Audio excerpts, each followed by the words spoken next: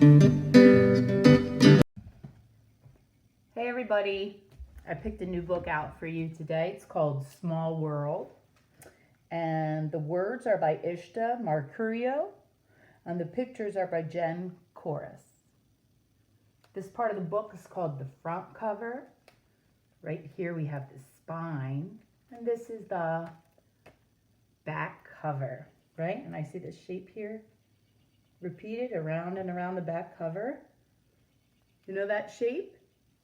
Una estrella, a star. Can you sign star?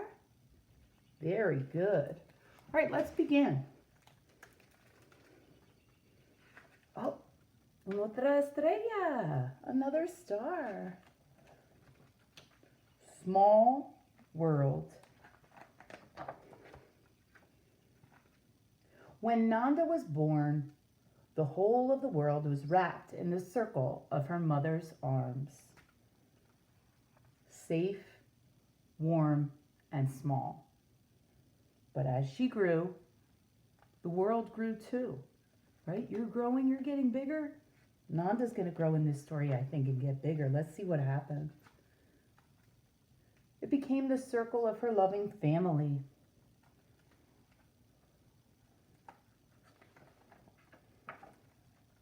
A bubble of giggling playmates. Yeah, a lot more of these shapes all around the page. Shape is that? Yeah, it's a circle. That's right. Kiss your brain. Good job. And it became slides and swings and whirligigs and tumbles through the grass. She has a lot of friends. I see some of my friends might know this game from our classroom. This person's playing jacks. Yeah. Nanda got bigger and bigger, but as she grew, the world grew too. It became the sway of branches. When you sway, you move from side to side, easily and smoothly, right? So you can sway your body. The branches might sway in the breeze. A scaffold of steel. Right, and I see her over here building so intently.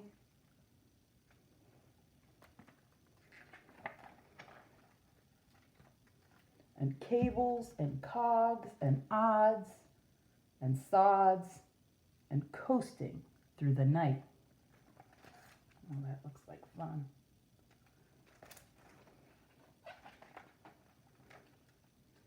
Nanda got bigger and even bigger. But as she grew, the world grew too. It became a sun-kissed maze of wheat, pine cone prickled mountains, and the microscopic elegance of fractals in the snow.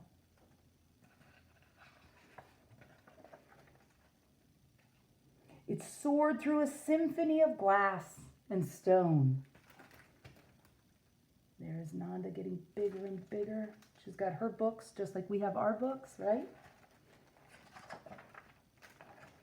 It spooled through spirals of wire and foam, a human-powered helicopter lifting towards the sky.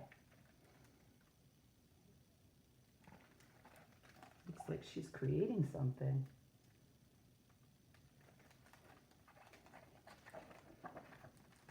Nanda got bigger and bigger and bigger. But as she grew, the world grew too.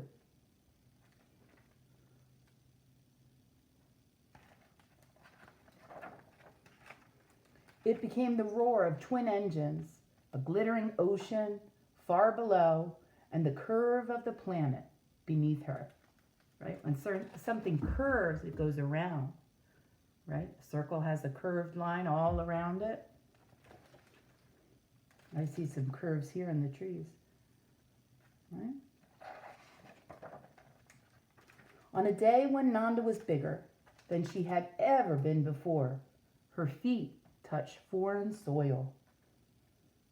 Her ears heard a crackle of voices, and she gazed out into the ink-black space and saw a sea of stars, motionless, moonless, and deep. Distant suns twinkling, marbled planets orbiting, specks small in the distant night. And the earth softly glowing, a circle called home, safe and warm and small. In the back here, this was an author's note, and I'm glad I took the time to read it. I'd like to share it with you now. Earth is shaped like a huge ball. It's so huge that to someone standing on Earth, it doesn't seem like a ball at all. To see the ball shape, you have to go into space. But from space, it doesn't look huge. That's because even though the Earth is really, really big, the universe is many, many times bigger. When you go out into space, it's easier to see how small the Earth is compared to the size of the universe. You can think of Earth as being both big and small at the same time. The same way that you are big and small at the same time. You are smaller than your parents, but bigger than a pine cone or a snowflake. And you have big ideas, just like Nanda.